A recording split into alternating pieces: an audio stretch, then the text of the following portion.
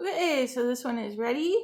I'm using my reed and my ligature, but I have to use the mouthpiece that came with it because it's currently sized correctly. The other one I have is too big and I can't get it down to size because it uses a different connector system.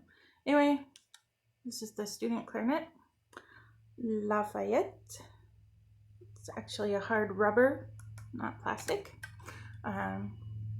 Sounds pretty good.